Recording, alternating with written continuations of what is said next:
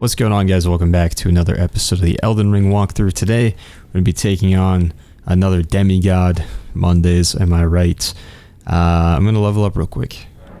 Not that this could possibly go south, but just in case, you know? So close to another level. I'm going to do the unthinkable. I'm going to spend runes on a level up. This is so unlike me.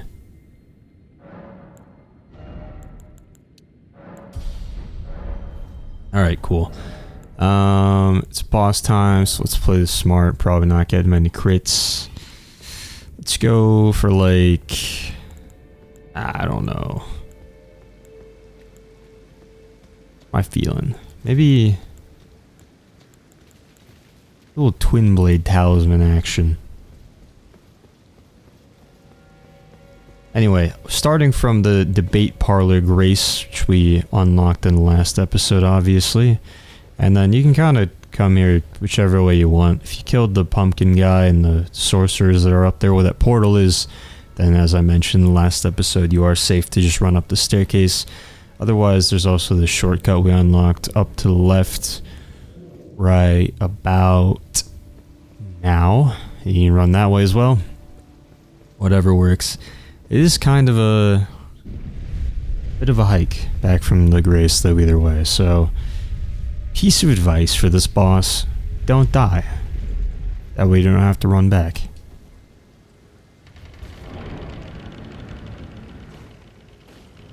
So, feel pretty comfortable explaining the mechanics as the boss fight goes on, but if you do want to, if you have like a really slow weapon, you're on a strength build or something,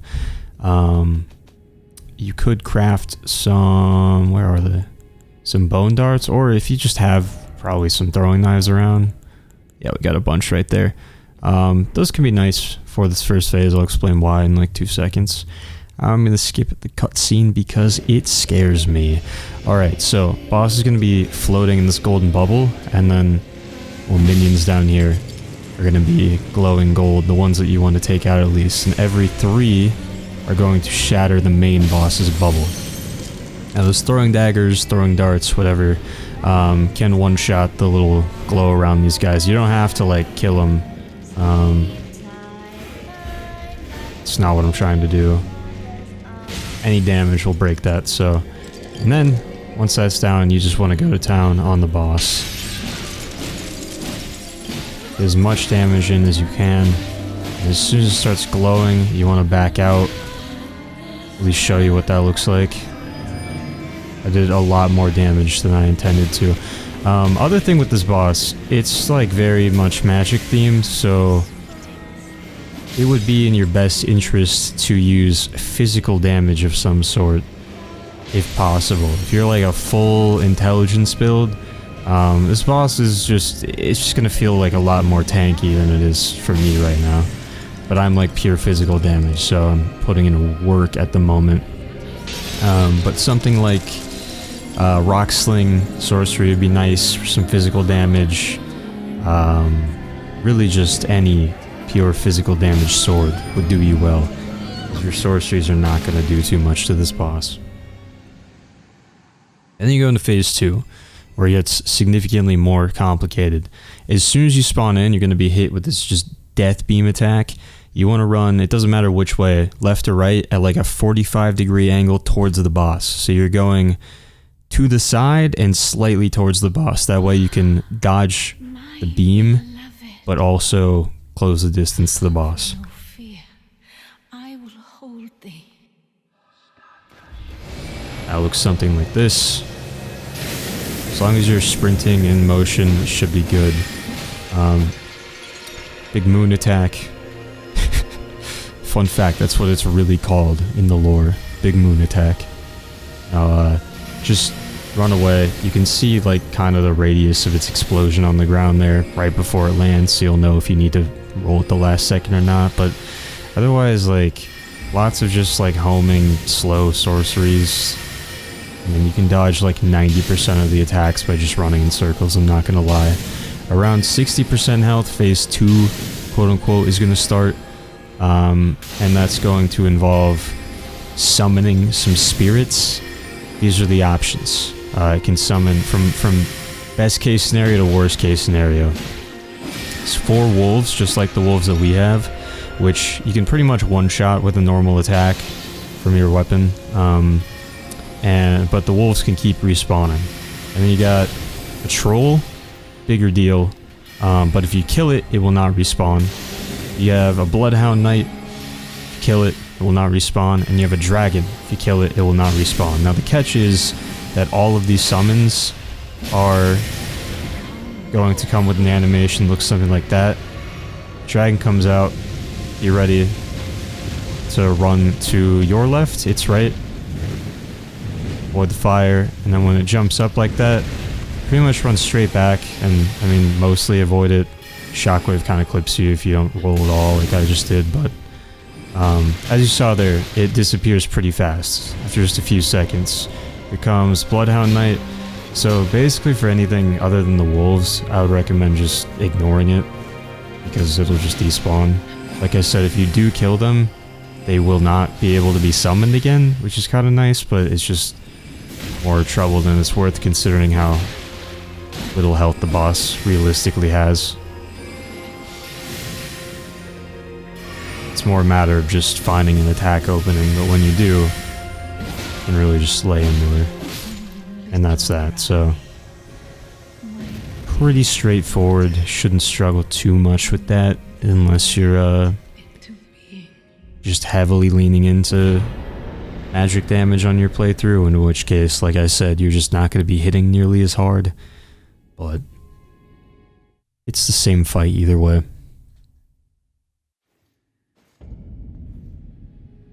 So, with that out of the way, got some stuff. Got her Great Rune and Remembrance. So we can take the Remembrance back to Enya to get some rewards if you would like. I'll show those off in a bit. And then the Great Rune is not like the other Great Runes we've gotten. It's just activated automatically basically, and you don't have to equip it. What this does is it just lets you respec. Now, there's like a lore thing here where you can be like reborn, but the catch is that it like melts your brain basically. So it's not like a perfect rebirth. You can't have everything you want in life. It's a lesson in itself, you know. But what the Great Rune does is it allows us to just get around that, be the chosen one. We can be reborn into whatever we want. So to respec, talk to her, you'll need a larval tear. We have 2 of them right now. We're gonna grab a couple more in this episode. If I go to Rebirth, use a larval tear to accept Rebirth. Now it should not be spent if you're on this menu and you decide cancel. Tells you right there in that message I skipped over, it did not consume the larval tear. So let me try this again, and you can see on the left column there what your stats were previously. So if you would like to do this, the first time you respec, you'll actually get a gesture. So I'm just going to burn one of these larval tears right now, because I know I'm not going to respec enough times that this is going to matter. If you think you'll respec a bunch, maybe don't do this, but I mean, if you're going to respec a bunch, you'll get the gesture eventually anyway. But you don't have to like screenshot your stats or anything before you respec, because you can see what they were before. So I'm going to go confirm. I get the balled up gesture. So, and you can also go into cosmetics and it just reopens the same customization menu that you can get by interacting with the mirror back in Roundtable Hold. So nothing really to note there. Make sure you activate this grace, because we will be coming back here later, and this chest is locked until further notice. Okay, so let's warp to the Third Church of America in Limgrave. All the way over here.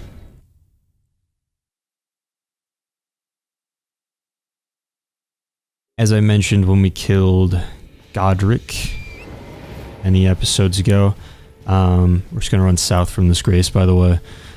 kind of follow this path. But as I mentioned, we killed Godric. Usually when you kill a main boss, a demigod like that, it is going to unlock a lot of new stuff, progress a bunch of quest lines. This is no exception. So the reason that I don't include the boss fight in the Legacy Dungeon episode is because I like to do the boss fights and then immediately show you all the new things that that boss fight unlocks. So that's what we're doing today, obviously.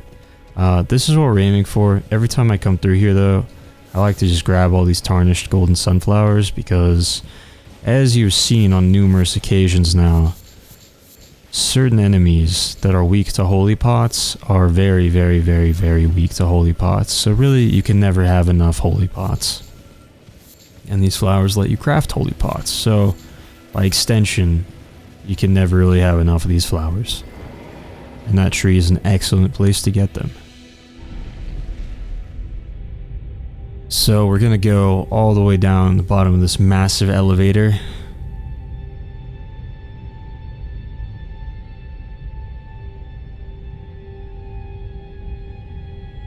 Guys, I'm trying so hard to make small talk right now. I do not know what to say.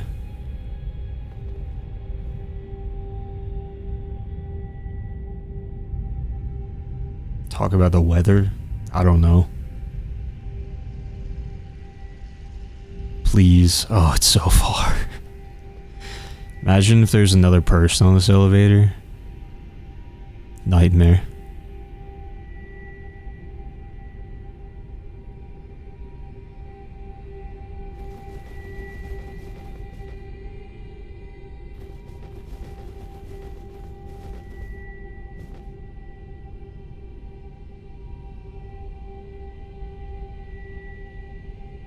Oh, finally. Okay. This is Siofra River? Siofra or Siofra? It's not Siofra like it looks. Someone...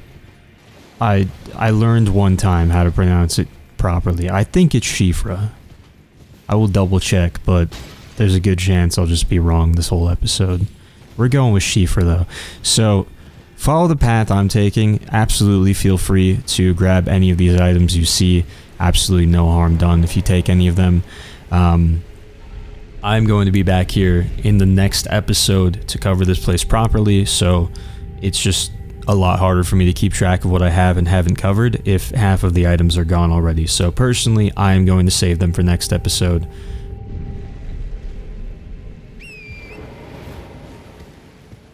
We go up that elevator, up the hill, watch out for the crab, and then right up here around the left should be another grace.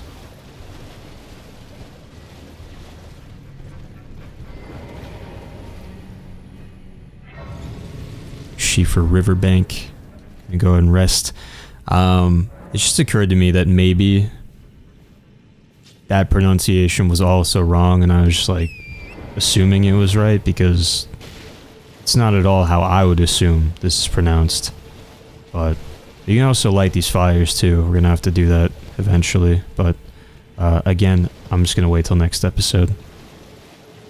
Just feels like a lose-lose situation right now. I just don't know how to say this word, and it is the name of this entire place. Right around here, a bunch of dudes are gonna spawn. I like to just take them out because there's like a 75% chance that they are going to follow you up to the NPC we're about to talk to, and then that's just gonna be annoying. I ran out of stamina. Alright, so yeah, let's just deal with the headache now.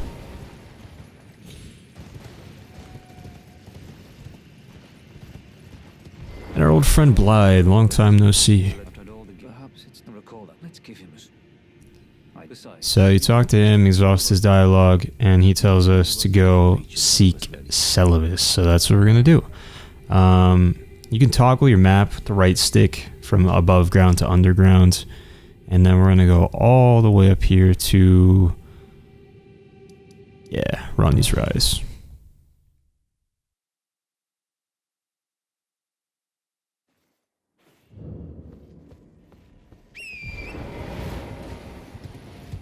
Now, something I want to point out for not just this episode, but every episode going forward, the quest trackers that I throw on the screen when we complete a quest step with an NPC,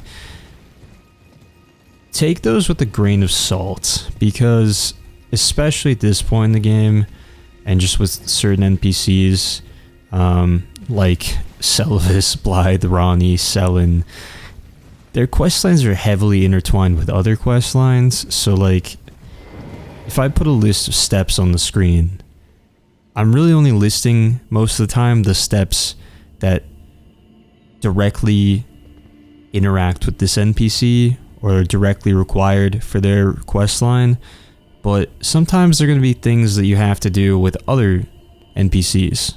Like, I can't remember if I mentioned in this, like, the list of steps for Selvis's quest here, whether you need to go talk to Blythe before this interaction.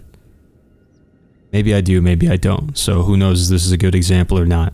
But obviously, you need to talk to Blythe before he will talk to you here, and you have the option to ask about Nokron like we are doing right now. So, after the walkthrough is over, I'm going to make dedicated videos explaining all these quest lines, and go into more depth with them. The quest trackers that I put into this like overall walkthrough are really just so like you can see the key points we hit with this NPC, and like maybe if there's a step you see that comes up on the screen that you definitely didn't do, just a reminder of like, go back and talk to them at this location, maybe you missed it. It's basically just a reminder, but I wouldn't treat those as like a exact set of steps to complete the quest line. Sometimes it is, but the more complex the quest line, the more you'll probably get into trouble if you just treat that list as like a hard set of steps. So if you combine it with what I'm actually telling you in the video, with my words, then cool, but like I probably wouldn't recommend screenshotting the quest tracker lists I'm putting on the screen and following that, because it might not work without some context, is basically what I'm trying to get at. So anyway, now that we've done that, got his introduction, warp back in Limgrave to Waypoint Ruins Cellar. Literally, like, every episode, the further we get in the game, the more I regret making those quest trackers, because I'd feel bad if I just stopped now, but half the time I'm just like, how much is this really helping? Anyway, show her the letter of introduction.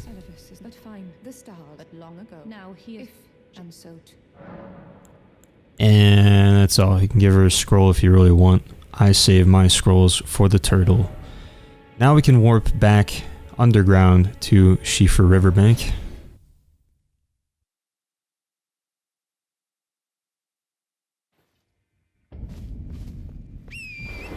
And we'll go talk to Blythe again.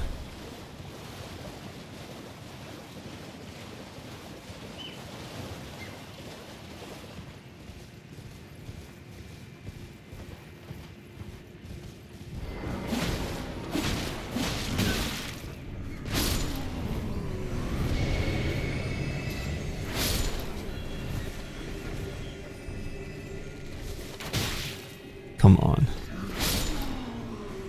Why is that hitting you guys so hard right now? Oh, they dropped the helmet. Oh yeah.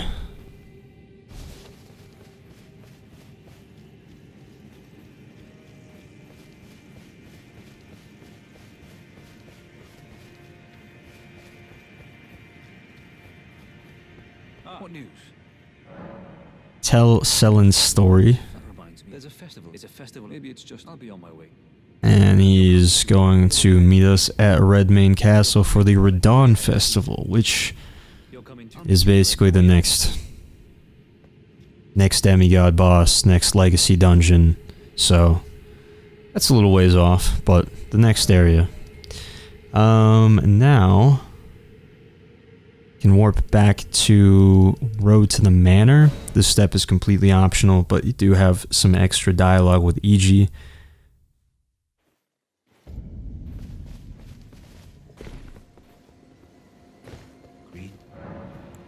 can ask him about Nokron. After you, I going only blithe, to be honest. I take it well. After you, I going only. And it seems like that's all he has to say about it, and he asks about Blythe as well. When Lady Blythe, but none of us promised to look the man. Alright, cool. Now we're back to Roundtable Hold for something a little more exciting.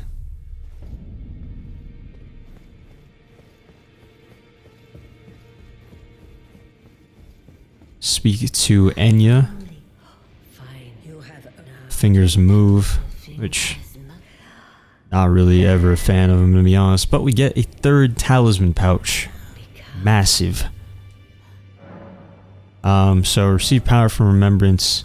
Options from the remembrance of the Full Moon Queen are this Carrion Regal Scepter, this Glintstone Staff, and Rennala's Full Moon Sorcery, which you saw demonstrated on us in the fight multiple times.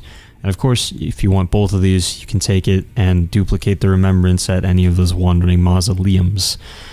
So there's that, and then she now also has this option to receive equipment of champions. If you remember back the last time I talked about Box questline, you need to give him all the golden sewing tools, golden sewing needle, and then you need to bring him a piece of alterable demigod armor. This is demigod armor, but nothing in the set can be altered with Bach or by our own hand when we go to alter garments at any grace. So this is not going to work, unfortunately.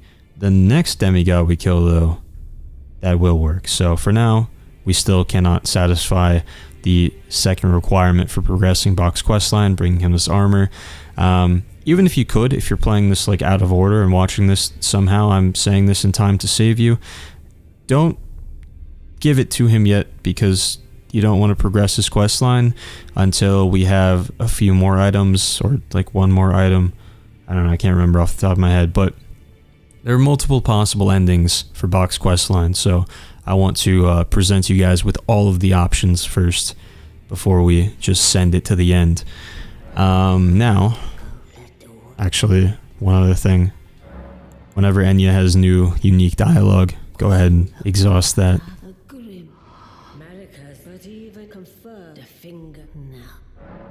Just in case. And it's juicy lore. So come in here.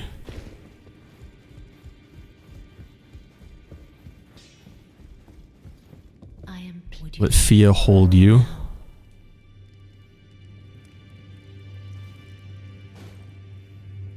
Gouge her with the horns.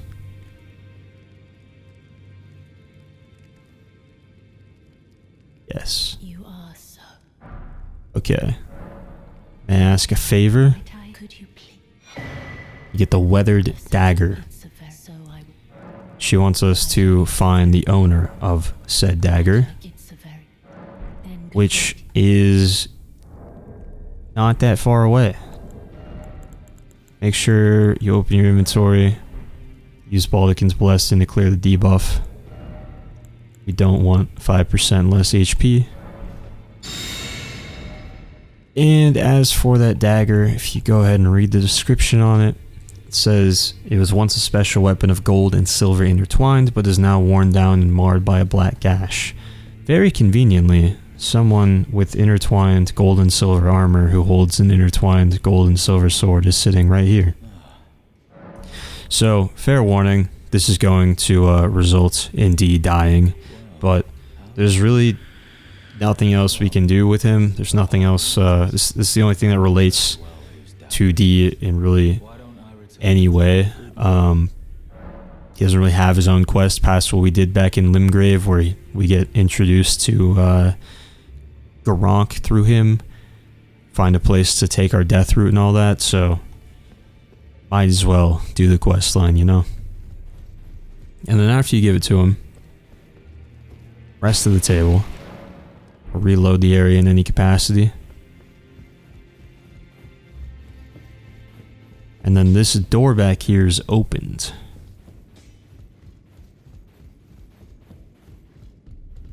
Pick up item, get these bell bearings so you can buy the incantations he was selling. He has full armor sets, and you can talk to Fia.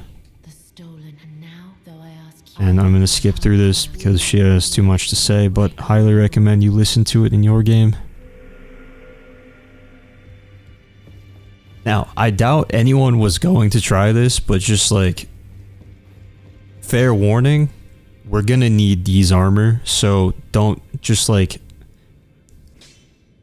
if Hugh is like, hey, let me get D's shoes, don't sell them to him. He's not gonna ask that, but just don't sell any pieces of his armor because we need the entire set to continue with this quest line later on. You are more than welcome to wear it in the meantime, and you know, die with it on, whatever.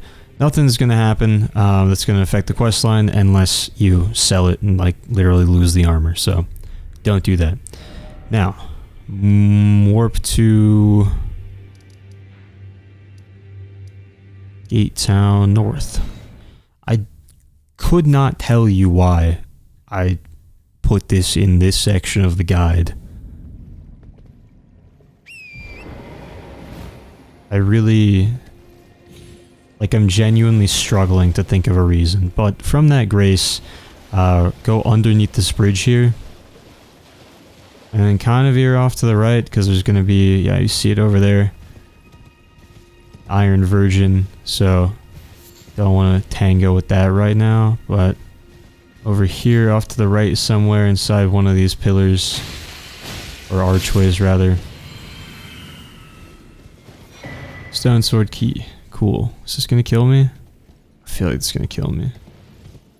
I would take a greater risk if I wasn't risking a great rune or rune arc. That won't kill me, surely. Oh yeah. Alright, so wherever that grace went,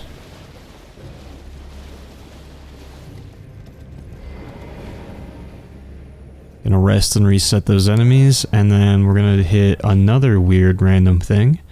Warp to Boil Prawn Shack, and we're gonna like, it's like in this general area. We're gonna go towards that gazebo there.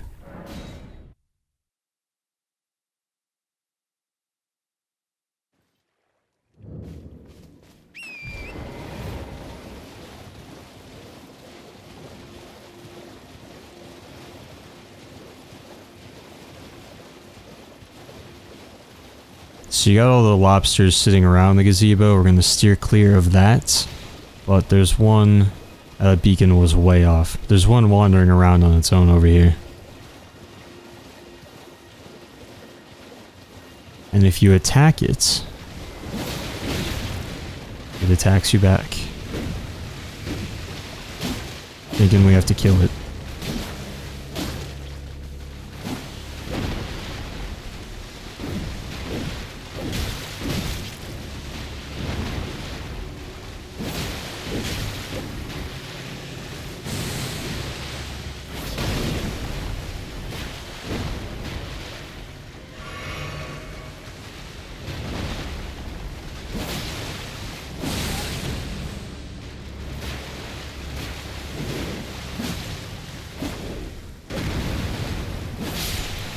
Alright, and then immediately heal up. Because it turns into a grafted scion. Which is... kind of like a lobster. I don't know where I was going with that thought, so just ignore that actually.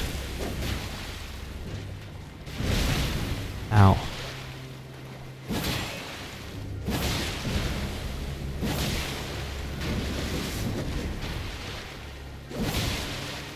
I would like for you to stagger on this next hit.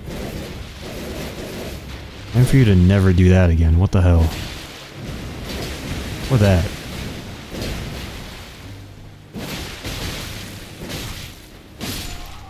Alright, well we didn't get a stagger, but it's dead. And we get a larval tear. There we go. And I guess while I'm thinking about it, I didn't write this in my notes, but why not? Warp to Agia Lake South. It's another opportunity for a larval tear I pointed out like way back in the beginning of the game. This guy over here transforms into a rune bear. And that's just not something you really want to deal with when you first get to Limgrave. It's not something I really even want to deal with still now. But we're much more equipped to handle this at this point. And we just unlocked Rebirth, so might as well get you guys a nice little stockpile of larval tears to play with.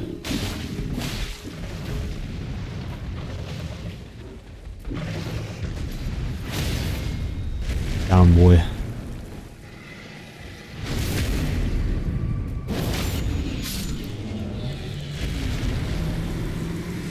Let's throw back on my Crimson Dagger, and I don't know, I'm definitely getting to the point that this is probably not as much worth it.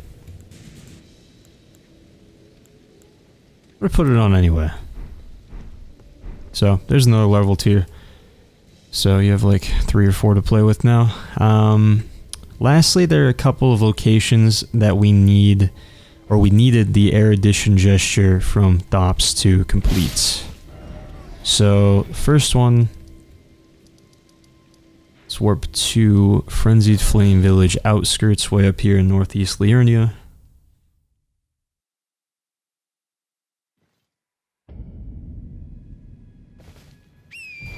And then run east.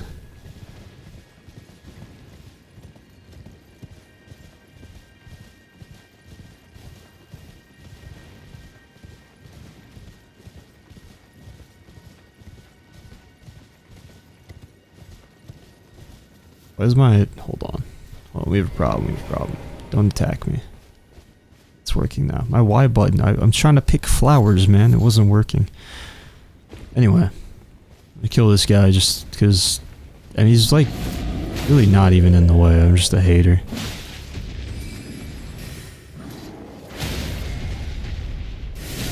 Ah, I knew that was coming. I deserve that. I deserve that too. Do not stand up.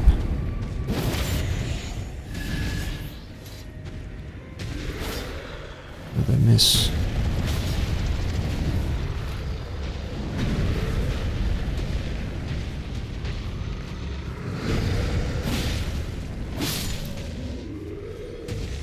Alright, down he goes, and then... no item for me.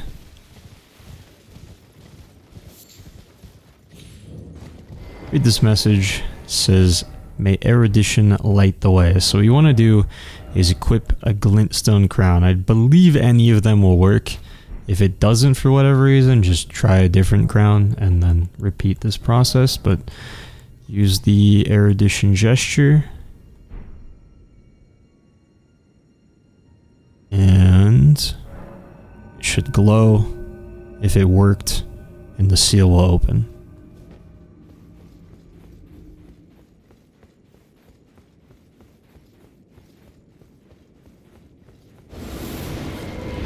I forgot about that, and it scared me, I'm not gonna lie.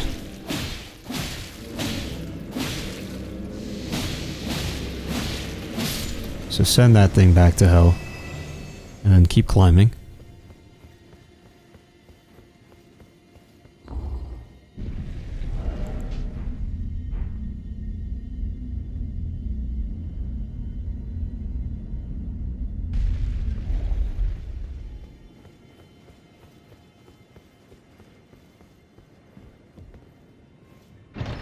Crack open the chest for Cannon of Haima and Gavel of Haima. And then... the other place you can use the Erudition gesture, you can actually just parkour your way into this tower, and that's what I did a few episodes ago when we originally passed by it. You can just jump up on the wall with torrents and then jump inside. So we already cleared it, but if you didn't do that, just repeat the exact same process I did at this tower with the crown and the gesture, and you'll be able to climb to the top and get a memory stone. So if you have that memory stone, we are at 7 out of 8 for this playthrough. If you don't have it, go get it, and then you should have 7 memory stones. So, that is that. Now finally, we got the Ash of War Raptor of the Mists last episode, and I pointed out that that was going to help us with this dungeon over here. So, warp to Stranded Graveyard.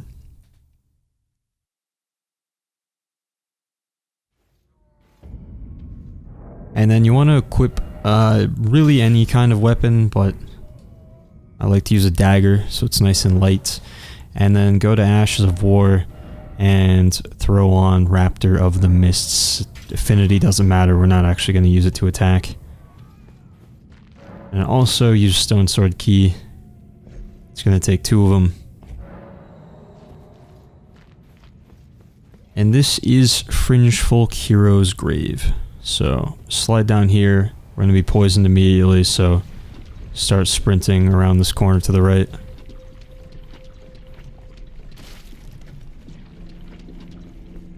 And then wait just a second.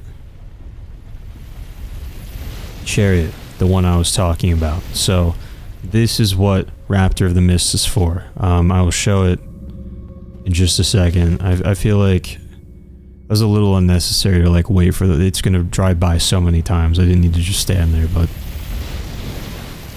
it turns around, chase it, grab that quickly if you must, and we're gonna count the alcoves on the left. 1, and we're aiming for the second one. There'll be a phantom guy in here, and then watch out for the chariot. Go down to the right for the next one. There's an archer here and a melee guy will run across, so watch out for him. These guys can teleport too, so sometimes he gets here a little faster.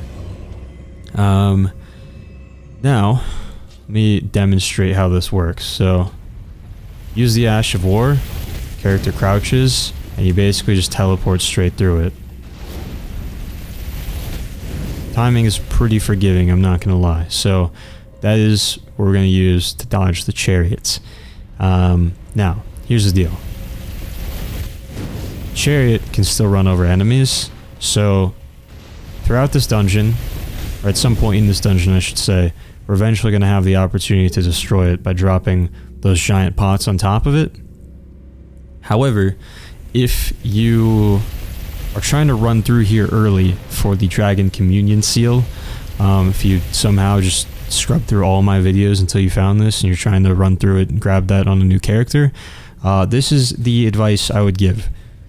Maybe, potentially, if it seems right to you, possibly, perchance, do not break the chariot. It's really up to you though, because you're gonna have to kill a couple really hard enemies when you're very low level, and even just these normal guys that we just killed here can be kind of tough if you like just started the game, you're like level 1, and you don't have Raptor of the Mists to dodge the chariot, but if you're really crafty, you can, you know, dodge around it and use these little alcoves to the side for safety and sort of use the chariot to your advantage to kill things. So I'll point out again later where that might be the move, but there's this really hard to kill knight up here.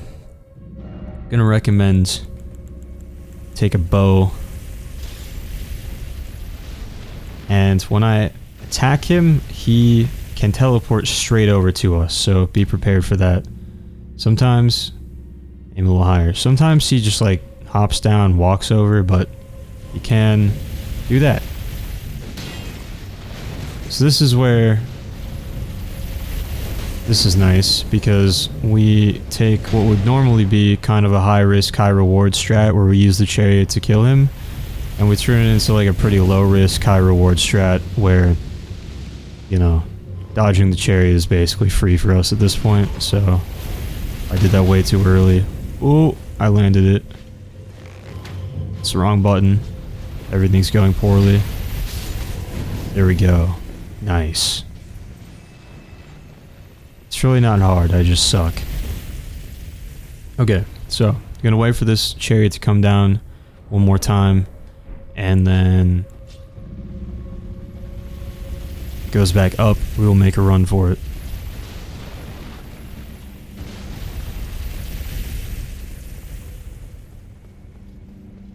So we go around the corner here, down the right, and I guess just to be safe, I'll go right here. So basically, the chariot, if we wait for it, or since we waited for it to go back up the hill before we ran, to get down here, that's the same one, obviously, that was just chasing us, so it needs to go up that last hill, then back down, then turn, then go around the bend, turn again, and then it'll start coming down this hill. So you should have plenty of time. If not, Raptor the Mist, baby. That's what it's for. So next thing we're aiming for is dropping down here. Oh, there was another alcove here. That's what I was aiming for. It seemed like I gave up too early. I thought this ramp dropped off immediately. It does not, however. So you can carefully drop off here. That was not careful at all. Oh my god, my life just flashed before my eyes. Got 2 imps here. There's a platform down here that'll take us like much closer to the boss, but we're not really in a rush. There's still items to get, so we're gonna go this way.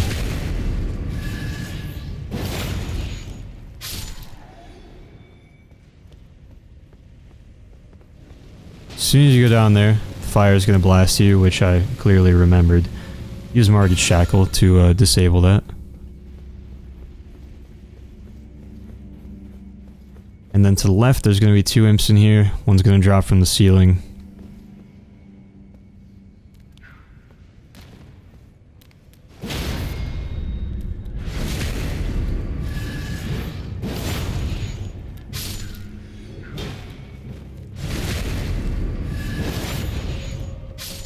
Once they're dead, grab the lightning grease. And then behind where the fire was pointing,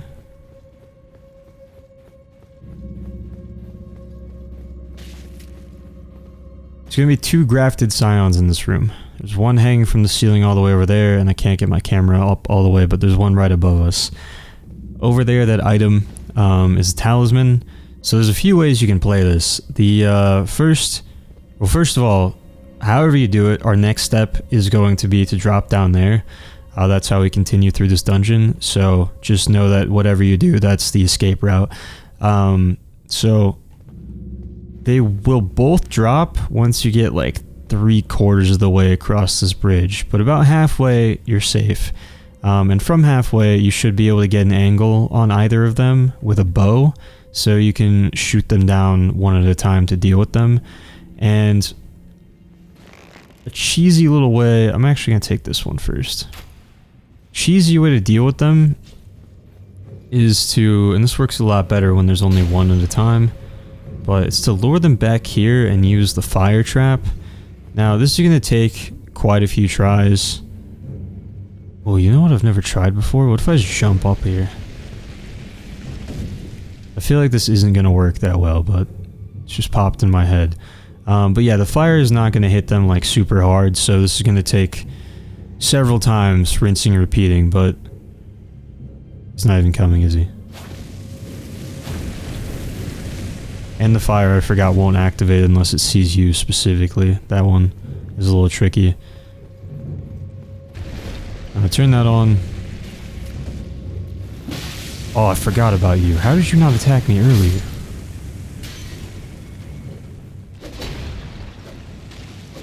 Yeah, like 487 damage, so then if you want to play this really safe, you just come back here, deactivate the fire with the shackle.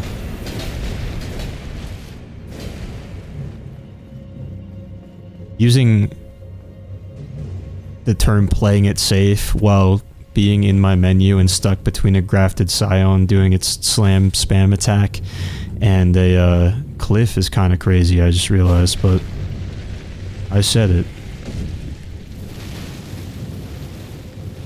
Anyway, so that's the general idea. Take it down however you want, though. Just if you have a hard time fighting those and you're low on heals, that is one way that you can cheese them. As for the other one, I'm just going to ignore it, but we'll grab this item here. Erdtree's favorite talisman. And go back to the other side. Drop down, it looks like it's going to kill you, but it won't. Drop down again, this really looks like it's going to kill you, but it still won't. And then take the exit, the only exit from this room. And ride the elevator to the top.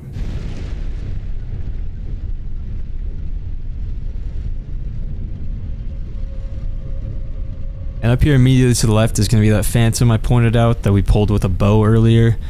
That teleported over to us. So if you chose to kill him there, then he won't be here, obviously. But if not, then he will be sitting right there in that corner. Grab the stone sword key, and then if you still have a bow on you, there's 3 pots, and you can see each of them is hanging by a thin rope. So basically you need to time this so that when it falls, it lands directly on the chariot. It's not really going to work if it blows up near the chariot, so the timing is a little strict. That's why you have 3 chances. Basically, the best way I can describe this, what I like to do, is I aim in, draw my bow so that the second I release the button, it's going to fire an arrow, right? And I listen for the chariot to run into the wall. You just heard the crash there. And then I delay just like half a second, full second maybe, while it's turning around, right? After that crash, it needs to turn around. And while it's turning around, that's when you want to loose the arrow, because the arrow obviously has to fly over there. Then the thing's going to break. You got to wait for it to fall. So hopefully that timing that I just described, it's a little vague, I know, but hopefully it'll get you close enough that you can adjust on the next shot, or the one after that, if you didn't quite get it right, if you're a little early or a little late. So let's give this a try. It doesn't matter which one you aim for, but aim directly for the rope. It's the wall, half a second. I missed. Nice.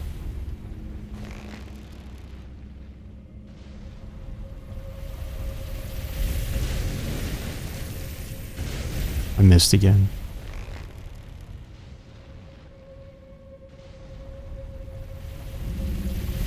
Hits the wall. And we did it. So, that's the general time. You get the Erudition Tree great bow and some great arrows. And when you destroy the chariot in that manner, it will never respawn. So you are free, even if you rest, it is destroyed permanently.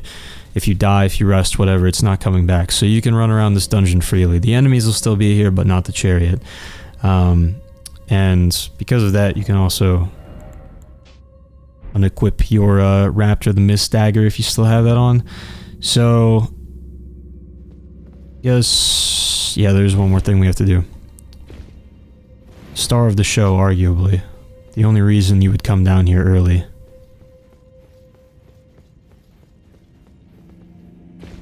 I am doing pretty good on heals right now, so it's unlikely that, I think, unless this next like 2 minutes goes horribly, pretty unlikely that I need to go back and rest. But if you do need to reset and heal before we fight the boss at the end of this place, you know, warp back to Stranded Graveyard, start from the beginning. Again, you can freely run down the ramp without worrying about the chariot, and then you want to drop down on either side of this ramp here to get down the platform we dropped down to earlier, and you drop down again to that second lower platform down there that I also pointed out earlier, and that's going to get you towards the boss. So do that only if you had to like reset and heal. Otherwise, come around here, left is going to be towards the boss, up the hill to the right is going to be towards more loot.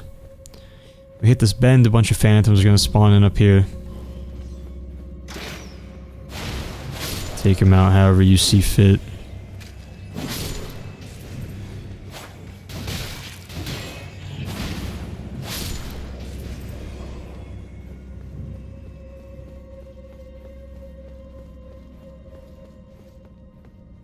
Okay, so that guy in there is the enemy that drops the Dragon Communion Seal. Once you aggro him, he'll like slowly approach you, probably with the shield raised, and you can exploit that fact and bring him outside and try to have him run over by the chariot if you chose not to destroy the chariot for this specific purpose. Again, if you're doing this run like right at the beginning of the game to just get the Dragon Communion Seal immediately, this might be the way to do this, because this guy is a bit more of a problem than the other enemies in this dungeon.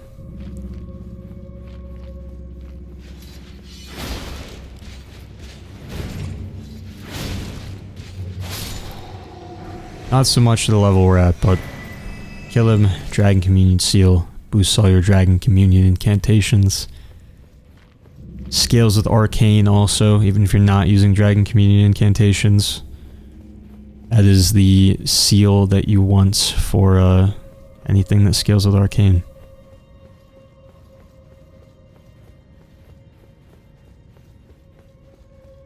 But now we can just run down this ramp towards the boss, which is, you know, I didn't design the place. Don't be mad at me, but you're not gonna like it. It is an Ulcerated Tree Spirit. A textbook encounter with one, in fact. It's still way too big. The room it's in is still way too small. Does lots of damage. Just generally unfun to fight. But we do what we must.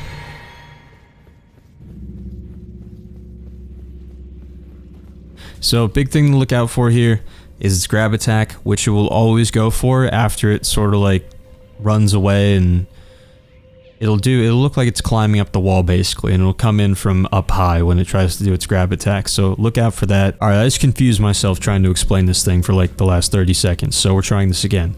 So, watch out for the grab. That's the biggest thing. The grab will always come after it climbs up the wall. There's a couple ways it can happen. It can either roar, then climb, and then charge at you with the grab, or it can roar, then charge at you but not grab you, and then climb the wall, and after it climbs again, then it goes in for the charge, which is the actual grab. So it'll only do the grab after it climbs the wall. Just remember that. Either way, you want to roll. I usually like to roll just directly to the side when it does that.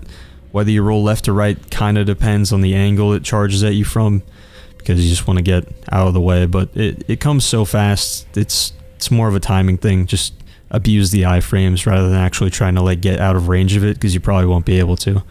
Other than that, I like to stay as close as possible to its left side, our right, to avoid most of its attacks, and hopefully prevent getting hit by the fire breath. If it starts glowing, it's going to explode. If you're super close, there's not a lot you can do about that, but hopefully you can react fast enough. And also feel free to throw on some fire grease, make some fire pots. It's going to help with damage just a little bit.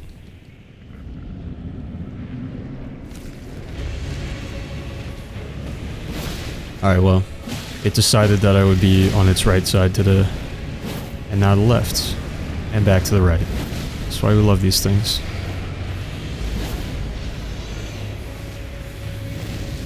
Just fire breath. Take the opportunity to get some free damage. Explosion. Ooh, we got a stagger. Beautiful.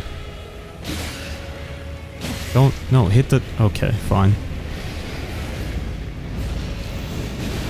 I would like to show off the climb and grab if possible.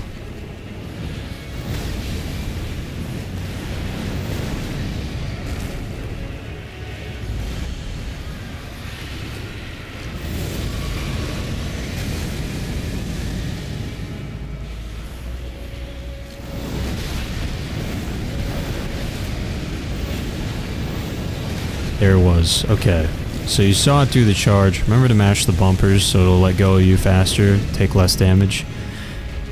It did the charge and roar like I said, but the first one wasn't an actual grab because it didn't climb before it charged at us. Then it climbed, which meant that the next charge was a grab. You see if I can get him to do it one more time and show you a little more clean how you might actually dodge that.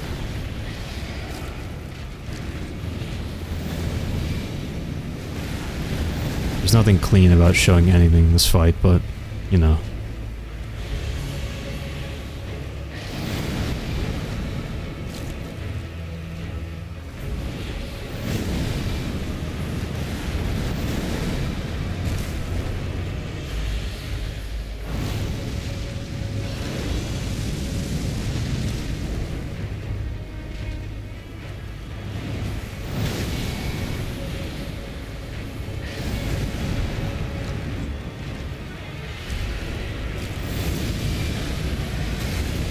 Really not cooperating.